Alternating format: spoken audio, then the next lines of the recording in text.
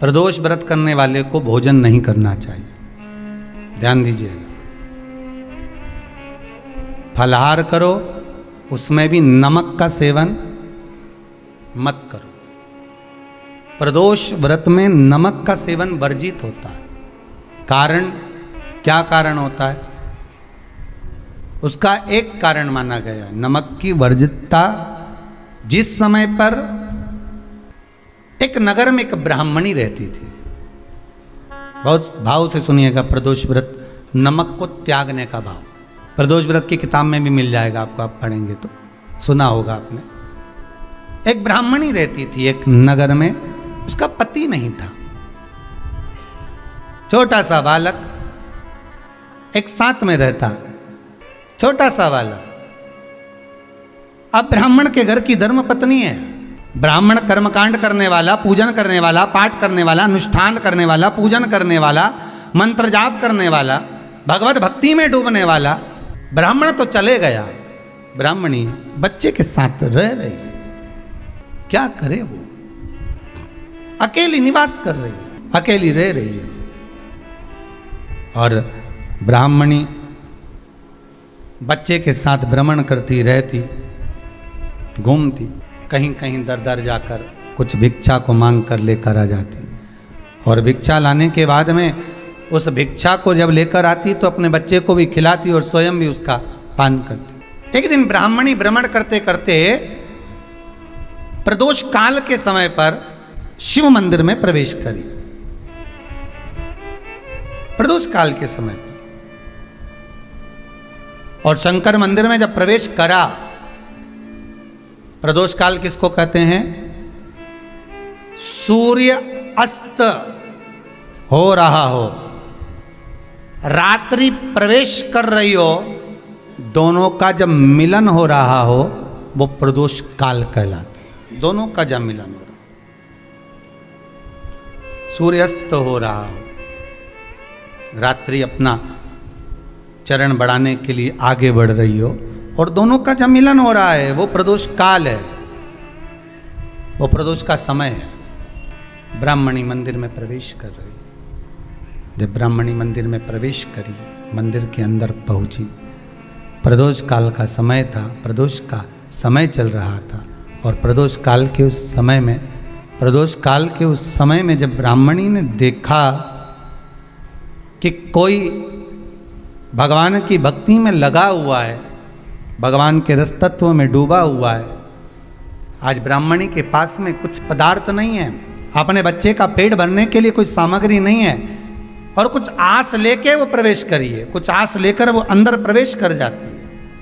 कोई ऋषि की पत्नी, कोई ब्राह्मण जन की अर्धांगिनी उस प्रदोष के समय पर शंकर का अभिषेक पूजन कर रही थी, भगवान शिव की आराधना कर रही थी, भगवान की भक्ति में डूबी हुई थी। जब भगवान शिव की आराधना में डूबी हुई है, आराधना कर रही है,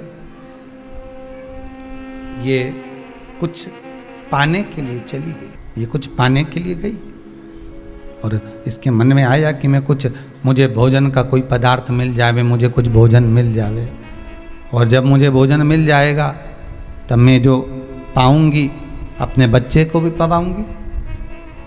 पर जिस मंदिर में वो प्रवेश करी थी, जहाँ पर नारी पूजन कर रही थी शंकर की प्रदोष काल में, वहाँ पर पड़ी हुई कुछ वस्तु को इस ब्राह्मणी ने मांग लिया। मेरे बालक को बहुत भूख लगी है, मेरा बच्चा बड़ा भूखा है, इसके भोजन के लिए थोड़ी सी सामग्री दे दीजिए, इसके भोजन के लिए थोड़ा सा कुछ रस तत्व दे दीजिए। उसने उठाया थोड़ा सा पदार्थ, कुछ जो उसके पास में था वो दिया। जब दिया तो देने के बाद जब उसे प्राप्त हुआ, और होने के बाद में जब वो मिल गया उसको, तो उसने उस समय पर उस पदार्थ को जैसे ही मुख में लिया, लेते ही कहा, इसमें तो स्वाद नहीं है, इसमें स्वाद नहीं है। उस ब्राह्मणी ने बड़ा सुंदर एक संवाद कहा। घर का जो बड़ा होता है ना, घर का जो बड़े होता है, घर का बुजुर्ग जो होता है, घर का जो प्रथम स्थल प्राप्त करने वाला, मेन कुर्सी पर अच्छी जगह पर जो बैठने वाला होता है ना, ब्राह्मणी कहती है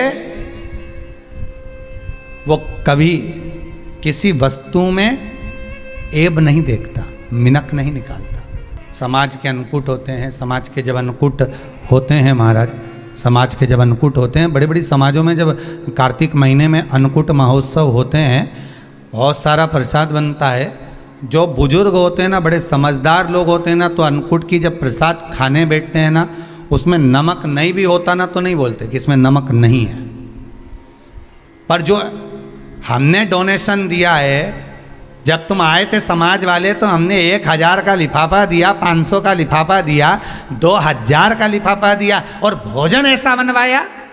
एक व्यक्ति वो जो खाकर चुपचाप चले गया, और एक व्यक्ति वो जिसने प्रसाद पर उंगली उठाई। इन दोनों को अन्नकूट की तारीख पे इनका नाम लिख लो, और अगला अन्नकूट आए तब दोनों की दशा देखना। एक जो चुपचाप खाकर चले गया, भगवान के प्रसाद को प्रसाद मानकर, प्रभु का दर्शन मानकर लेकर चले गया, वो उन्नति की सीढ़ी पर चढ़ता चले गया, और जो मिनक निकालता रहा वो साल भर खटर पटर की जिंदगी जीता रहा। भगवान के प्रसाद में कभी भी ध्यान रखिएगा, भगवान के प्रसाद के अंतर्गत स्वाद की कोई मूलता नहीं होती। भगवान का प्रसाद स्वयं स्वाद है।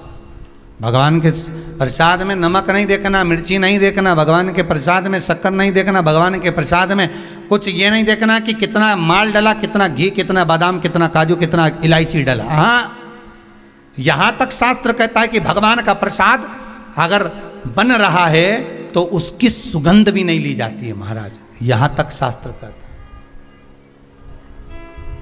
जब तक भगवान उसको पानी ले तब तक उसका सुगंध भी नहीं ली जाती। और कई कई जगह तो भगवान को प्रसाद अगर सूखा सामान हाथ में आ गया, इलायची कैसी है, मंदिर के अंदर जाने वाली है भगवान को डलने के लिए, लाओ यार किसकी दुकान से आई इलायची बताओ, इलायची तो 25 बार सूंघा, हाँ हाँ अच्छी है, अब सूंघ लिया तो भगवान इसको स्वीकार करेगा क्या? अरे जम के तो बोलो। एक फूल तुमने बगीचे से तोड़ा और सोचा इसमें पहले मैं सूंघ लेती हूँ, इसमें स्वाद है कि नहीं, इस फूल में गंध है कि नहीं, इसमें सुगंध है कि नहीं, और फूल सूंघ लिया, उसके बाद तुम भगवान को देखो, भगवान स्वीकार करेगा नहीं। कई कई घरों में तो हंडी से दाल चलाती जाए ने हाथ में डाल के। महाराज ब्राह्मणी ने जैसी मुख में लिया थूक दिया, ये श्रेष्ठ नहीं है। जो ऋषि की पत्नी अंदर पूजन कर रही थी प्रदोष काल, उसने कह दिया, आपका चेहरा बता रहा है कि आप ब्राह्मण की धर्मपत्नी, पर आज आप दर दर जाकर अगर भिक्षा मांग रही हो, दर दर जाकर अगर भीख मांग रही हो, दर दर जाकर भिक्षा को मांग रही हो, तो इसमें आपके पति का दोष नहीं है, दोष आपका है। क्योंकि आप भगवान के प्रसाद में भी जो स्वाद देखी थी ना, ये आपका एक जन्म का नहीं है, ये ना जाने कितने जन्म का है। ब्राह्मणी के मस्तिष्क में बैठ गया, ब्राह्मणी के उस वो कहा ना, वो बक्कल में नहीं अक्कल में बैठ गया कि ये स्वाद नहीं देखना। इसलिए प्रदोष व्रत के अंतर्गत ब्राह्मणी ने उस दिन से विचार कर लिया कि जैसे आप पूजन कर रही हो, जैसे आप अर्चना कर रही हो, जैसे आप आराधना कर रही हो, ऐसी आराधना, ऐसी पूजन, ऐसी भक्ति मैं भी करूँगी, ऐसी आराधना मैं भी करूँगी, अब मैं स्वाद नहीं देखूंगी। तो प्रदोष व्रत करने वाले को ध्यान रखना चाहिए कि नमक का सेवन ना करे, भोजन ना करे, फलाहार करिए, फल का आहार करिए, प्रयास करिए। और यदि आपने व्रत का ले लिया भोजन का कि हम तो एक टाइम फलाहार करेंगे, एक टाइम भोजन करेंगे, ऐसा भी कई लोग प्रदोष ले लेते हैं, तो वो बात आपकी है, आप तक रखो, ठीक है, अपने मन तक, ठीक है। बाबा आपकी मनोकामना पूर्ण करे, वो भी भाव रखो। अरे भगवान को धन्यवाद दो कभी कभी कि तूने अच्छे घर में पैदा किया, अच्छा परिवार दिया, अच्छा पति दिया, अच्छी पत्नी दी, अच्छे बच्चे दिए, अच्छा कुटुंब दिया, घर दिया, दुकान दी, जमीन जायदाद दी, शरीर अच्छा दिया, हाथ पैर आँख नाक मुंह सब बढ़िया दिया, एक के भी निपटा के नहीं भेजा तूने। मान लो एक आध निपटा के भेज देता तो क्या झगड़ा करने ऊपर जाते? एक ही कान देता और एक गायब कर देता तो यहाँ से चिपका देता, क्या कर लेते? हाथ एक देता और एक गायब कर देता। तो क्या झगड़ा करने जाते हैं ऊपर कि मुझे ऐसा शरीर दिया? नहीं, भगवान को धन्यवाद देना कि मुझे अच्छे घर में पैदा करा, कटोरा लेके वहाँ चौराहे पे नहीं बिठाया। तूने अच्छा घर दिया, 2 समय की रोटी दे रहा है, खूब जोरदार शरीर दिया, भजन करने का मुहूर्त दिया, और बचा कुचा था तो ये सियोर वाला महाराज दे दिया, कथा सुनाने वाला। शाम के समय पर प्रदोष काल में बेलपत्री के पेड़ के नीचे, चाहे शंकर के मंदिर के दरवाजे पर या शिव मंदिर में, अगर आप प्रदोष के दिन दिया लगाते हो, सोमवार के दिन दिया लगाते हो, तो ऐसा कोई व्यक्ति नहीं जिसको मेरे देव अधिदेव महादेव, मेरा विश्वनाथ भंडार नहीं भरता हो, खाली नहीं छोड़ेगा, दे देगा, भंडार भर देगा, कमी तो नहीं रख सकता, ये पक्का। पर तुम करना ही नहीं चाह, 2-4 सोमवार करो और उसके बाद के तो महाराज जी हमने तो करा था, हमको तो मिला ही नहीं। 2-1 प्रदोष करा तुमने, अरे 1 साल करो, सारे दर बदर भी तो अपन ठोकर खा कर आए, इतना साल निकाला अपन ने, और 6 महीना 3 महीना 4 महीना भगवान से निवेदन तो करो, दिल से कहो तो सरी, नी भंडार भरे तो बात दूसरी, एक बार बोलो तो। पर जगत के लोगों के सामने जाकर मत कहना, कहना तो देव अधिदेव महादेव से कहना। प्रदोष व्रत करने वाले को प्रदोष के दिन प्रयास करना चाहिए कि रात्रि के समय पर आधा घंटा, 10 मिनट, 20 मिनट जागरण करे। जागरण मतलब थोड़ा भगवान का भजन कर ले, भले 4-5 माताएं इकट्ठी नहीं हो तो अपन अकेले ही कर लो। अपन अकेले कम है क्या भाई, अपन कम पड़े, आराधना अकेले भी करो, जागरण करो। जब आपकी 11 प्रदोष हो जाए, 26 प्रदोष हो जाए, तब उद्यापन करो। उद्यापन 2 ब्राह्मणों को जोड़े से बुलाओ, ब्राह्मणों को जोड़े से बुलाकर उनके चरणों की पूजन कर कर, आराधना कर कर, सुंदर मंडप तैयार कर कर भगवान का, उसमें सुंदर रंगोली डालकर, मंडल बनवाकर पूजन करो शंकर भगवान की प्रदोष का। एक दिन पहले गणेश की आराधना करो, पूजन करो, और प्रदोष वाले दिन जो मंडल बनाए हैं पूजन अर्चना करने के लिए, जो स्थान दिया है उसकी आराधना करो। खीर की आहुतियाँ दीजिए 108 बार, जो ब्राह्मण आए उनके माध्यम से मंत्रों द्वारा पूजन कराकर खीर की आहुतियाँ दीजिए शिव नाम महाराज।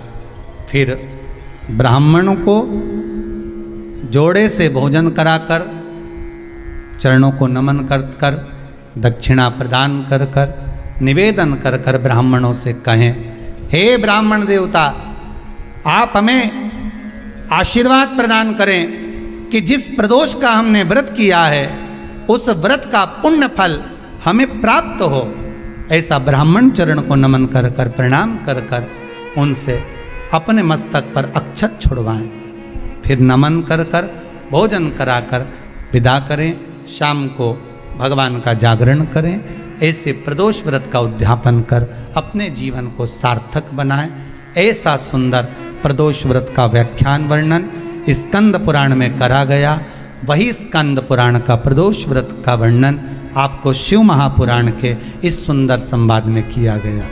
एक दिन शाम का समय, प्रदोष का दिन, प्रदोष काल, भगवान देव अधिदेव महादेव माँ जगतजननी पार्वती जी के साथ में भ्रमण कर। देखिए, अगर प्रदोष का व्रत नहीं कर सकते, प्रदोष के दिन आप व्रत नहीं कर सकते, मान लो आपसे भूखा नहीं रहा जाए, प्रदोष का व्रत नहीं कर सकते, प्रदोष के दिन आप भूखे नहीं रह सकते, मंदिर भी नहीं जा सकते, दिया भी नहीं लगा सकते, तो शिव महापुराण की कथा कहती है कि प्रदोष के दिन, प्रदोष काल में अपने ही दरवाजे के पास देवाधिदेव महादेव का स्मरण कर कर लक्ष्मी की वृद्धि के, कार्य सिद्धि के, संपदा को प्राप्त करने के लिए आप अपने ही दरवाजे के पास में एक दीप लगा सकते हैं। कौन से दिन?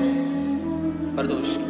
प्रयास करना, जब जब जिस जिस महीने में जो जो प्रदोष पड़ा करे, जब प्रदोष पड़े, बन सके 1 बेलपत्र, बन सके 5 बेलपत्र, शमी पत्र, हरे मूंग, हरा मूंग, बेलपत्र, एक कलश के अंदर थोड़ा सा पानी लेकर 1 बेलपत्र, हरा मूंग, शमी पत्र डालकर और उसमें थोड़ा सा गुड़ डालकर भगवान शिव का स्मरण कर कर प्रदोष काल में मान लो कोई काम आपका बहुत जरूरी है, बहुत दिनों से अब थक गए हैं, नहीं हो रहा, कर्जा बढ़ रहा है, धन नहीं आ रहा, व्यापार नहीं चढ़ रहा, या कोई समस्या बहुत प्रबल है, कोई एग्जाम में बैठ रहे हो नहीं हो रहा, परीक्षा भी दे दी है, रिजल्ट आने ही वाला है, तो भी प्रदोष काल में प्रदोष के समय वो जल मूंग समीपत्र और बेलपत्र और गुड़ का शंकर के शिवलिंग को समर्पित करना प्रारंभ कर दो।